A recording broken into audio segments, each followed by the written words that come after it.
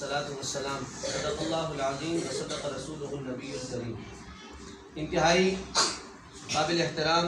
اقرا تجوید القرآن اکیڈمی کے اساتذہ اور پڑھنے والے بچے بچیاں، الحمدللہ آج ایک مرتبہ پھر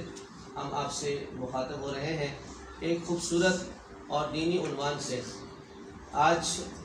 اس وقت جو مہینہ چل رہا ہے رجب المرجب ہے، اس مبارک مہینے میں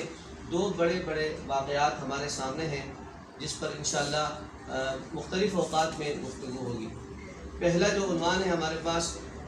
جیسے کہ آپ نے سنا، سیدنا حضرت امیر معاویہ رضی اللہ تعالیٰ عنہ جو صحابی رسول ہیں، کاتب وحی ہیں،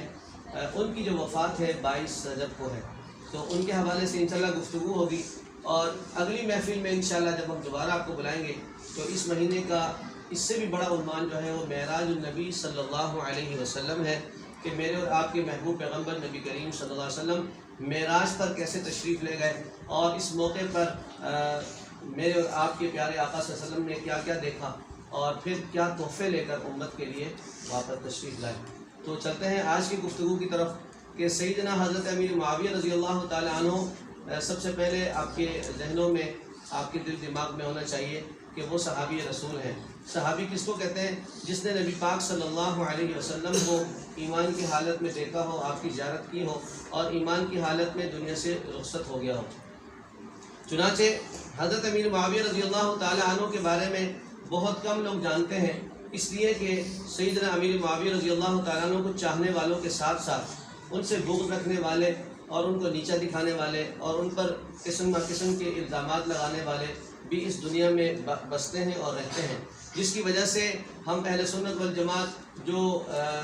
دین کو چاہنے والے ہیں اور اللہ کے رسول صلی اللہ علیہ وسلم سے محبت کرنے والے ہیں، آپ کے اہل بیت سے محبت کرنے والے ہیں، آپ کے صحابہ کرام سے محبت کرنے والے ہیں، ان کے دلوں میں وہ شکوک و شبہات پیدا کرنے کی کوشش کرتے ہیں۔ تو لہذا اس مختصر چھوٹی سی محفل میں ساری باتوں کا احاطہ تو نہیں ہو سکتا، لیکن سب سے پہلے میں آپ کو حضرت امیر معاویہ رضی اللہ تعالیٰ عنہ کی فضائل اور ان کی شان مختصر لفظوں میں بیان کرنے جا رہا ہوں کہ حضرت امیر معاویہ رضی اللہ تعالیٰ عنہ وہ ہیں جو میرے اور آپ کے پیارے آقا صلی اللہ علیہ وسلم کے برادر نسبتی ہیں، یعنی آپ صلی اللہ علیہ وسلم کے صالح ہیں۔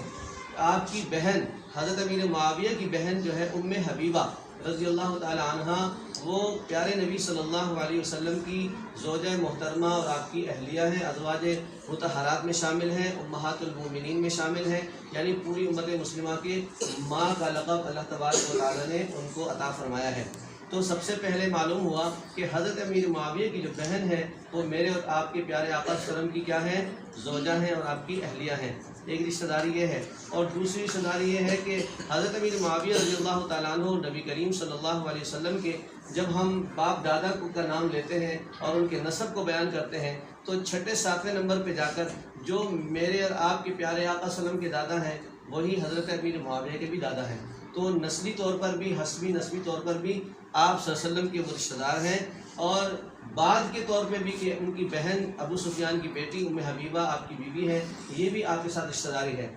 خیر، یہ تو ایک رشتہ داری والی بات تھی۔ رشتہ داری جو ہے وہ نجات کے لیے کافی نہیں ہے، اس لیے کہ آپ صلی اللہ علیہ وسلم کے ایسے بڑے بڑے رشتہ دار، قریبی رشتہ دار تھے جو آپ کو مانتے نہیں تھے، تو لہٰذا وہ آپ کے قریب نہیں رہے بلکہ وہ آپ سے دور ہو گئے۔ اور جو دور کے لوگ تھے وہ آپ صلی اللہ علیہ وسلم کی بات مانتے تھے، آپ سے محبت کرتے تھے، عقیدت رکھتے تھے۔ بلال حبشی حبشہ سے چل کر آئے ہیں، کوئی یمن سے چل کر آئے ہیں، کوئی فارس سے چل کر آئے ہیں، وہ آپ صلی اللہ علیہ وسلم کے قدموں میں وابستہ ہو گئے اور آپ کی غلامی اختیار کی، اللہ تعالیٰ نے ان کو مقام عطا فرمایا، وہ آپ کے ساتھ رہے۔ اور جو آپ کے رشتہ دار تھے لیکن آپ کو مانتے نہیں تھے تو ان کو اللہ تعالیٰ نے آپ سے دور کر دیا۔ تو معلوم ہوا کہ رشتہ داری صرف نجات کے لیے کافی نہیں ہے، لیکن رشتہ داری بھی ہو اور ایمانداری بھی ہو اور آپ صلی اللہ علیہ وسلم کے ساتھ تعلق بھی ہو، محبت بھی ہو، تو پھر سونے پہ سہاگا ہو جاتا ہے۔ تو حضرت امیر معاویہ رضی اللہ تعالیٰ عنہ آپ صلی اللہ علیہ وسلم کے رشتہ دار بھی ہیں، اور دوسرے نمبر پر کاتب وحی ہیں۔ کاتب وحی کیا ہوتا ہے؟ یعنی جو اللہ کی طرف سے آپ صلی اللہ علیہ وسلم پر وحی نازل ہوتی تھی، قرآن پاک کی آیات نازل ہوتی تھی،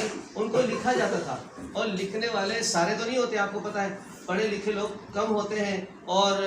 پھر اچھے لکھنے والوں کو تلاش کر کے لیا جاتا ہے۔ تو چنانچہ آپ صلی اللہ علیہ وسلم کی محفل میں بھی ایسے لوگ بہت خاص تھے جن کو اس بات کے لیے چنا گیا تھا کہ جب بھی قرآن کی کوئی آیت نازل ہو، جب بھی اللہ کی طرف سے وحی آئے، اس کو لکھ لیا جائے۔ کبھی وہ جناب والا چمڑے پہ لکھ لیا جاتا تھا، کسی صاف ستھرے ہڈی پر لکھا جاتا تھا، کسی صاف ستھرے پتھر پر لکھا جاتا تھا۔ اس طرح کی چیزوں پہ اس ٹائم کاغذ تو نہیں ہوتے تھے، تو ایسی چیزوں پہ لکھ کر درختوں پر، درختوں کے پتوں پر، درختوں کی شاخوں پر اور چمڑے پر، اس طرح کی جگہوں پر یہ لکھ کے ان کو محفوظ کر لیا جاتا تھا۔ تو ان کو جو قرآن پاک اپنے ہاتھ سے لکھتے تھے، کاتب وحی کہتے ہیں، کاتبان وحی کہتے ہیں، یعنی وحی کو لکھنے والے، وحی کو لکھنے والے۔ تو ان میں حضرت عثمان غنی بھی شامل ہیں اور حضرت امیر معاویہ بھی شامل ہیں۔ اور ساتھ ساتھ یہ بات آپ بھی سمجھ لیں، آج کل جو ہے وہ لکھنے کا دور تو بہت کم ہو گیا، اسکولوں میں لکھائی ہوتی ہے، خط لکھنے کا سلسلہ تقریباً ختم ہو چکا ہے۔ صرف سرکاری آفیشیل آفیسز ہیں، اس میں ایک دوسرے کو خط جو ہے وہ ای میل کر دیا جاتا ہے، لکھ لیا جاتا ہے، پہنچا دیا جاتا ہے۔ لیکن اگر کسی کا کوئی رشتہ دار دور رہتا ہے تو آج کل لیٹر لکھنے کا، خط لکھنے کا رواج تقریباً ختم ہو چکا ہے۔ میسیجز ہے جناب، وائس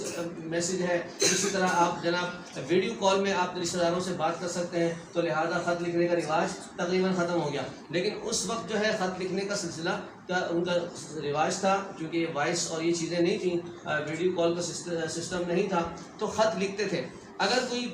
اپنے عزیز کو، رشتہ دار کو خط لکھتا ہے تو محلے میں، رشتہ داروں میں ایسے بندے کو ڈھونڈتا تھا کہ جو قابل اعتبار ہو، جو اس کا رازدار ہو، جو وہ کہے وہی لکھے۔ تو ڈھونڈ کے رشتہ داروں میں ایسے بندے تلاش کیے تھے، یار میرا خط لکھ لو، میرا بھائی باہر رہتا ہے، میرے والد کو خط لکھنا ہے، میرے بیٹے کو خط لکھنا ہے۔ ایسے بندے کو تلاش کرتے تھے جو جناب اچھا ہو، سمجھدار ہو اور قابل اعتماد ہو۔ لہٰذا نبی پاک صلی اللہ علیہ وسلم نے وحی لکھنے کے لیے اور اپنے خطوط لکھنے کے لیے ایسے لوگوں کو چنا، منتخب کیا جن پر میرے نبی کو اعتماد تھا، جن پر اللہ رب ذوالجلال کو اعتماد تھا، جو آقا صلی اللہ علیہ وسلم کی نظر میں بھی قابل ترین تھے اور اللہ کی نظر میں بھی قابل تھے۔ تو لہٰذا جو کاتبان وحی ہیں، جن کی تعداد تقریباً 15 سے 17 تک ہے، یہ لوگ قرآن پاک کی وحی کو لکھا کرتے تھے۔ اور حضرت امیر معاویہ کی یہ خصوصیت ہے کہ وہ اللہ کا قرآن تو لکھتے ہی لکھتے تھے، لیکن نبی پاک صلی اللہ علیہ وسلم جو بادشاہوں کو، وزیروں کو خاص طور پہ خط لکھتے تھے، بھیجتے تھے، وہ حضرت امیر معاویہ سے لکھواتے تھے۔ چنانچہ معلوم ہوا کہ حضرت امیر معاویہ رضی اللہ تعالی عنہ پر نبی کریم صلی اللہ علیہ وسلم کا بڑا خاص اور بھرپور اعتماد تھا۔ اس کے ساتھ ساتھ نبی پاک صلی اللہ علیہ وسلم نے حضرت امیر معاویہ رضی اللہ تعالیٰ عنہ کو اس شان سے بھی نوازا، خصوصیت سے نوازا، کہ آپ صلی اللہ علیہ وسلم نے حضرت امیر معاویہ کے لیے بہت ساری دعائیں مانگی۔ آپ جانتے ہیں کہ مائیں اپنے بیٹوں کے لیے دعائیں کرتے ہیں،